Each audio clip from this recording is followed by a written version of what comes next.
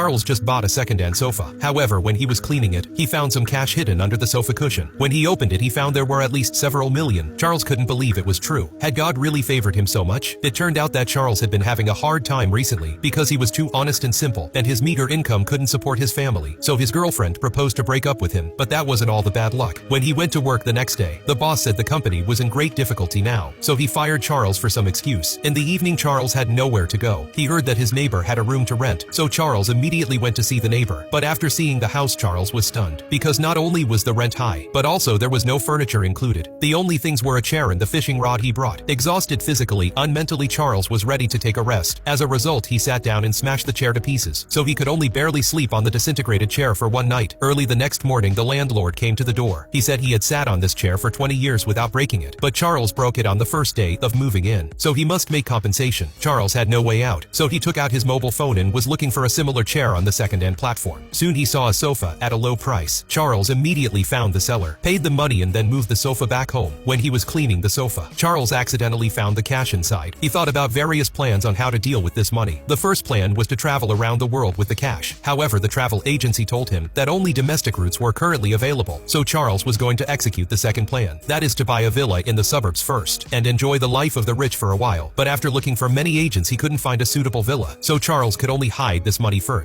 and plan what to do later. But a few days later, a group of people with unknown identities suddenly came to the door.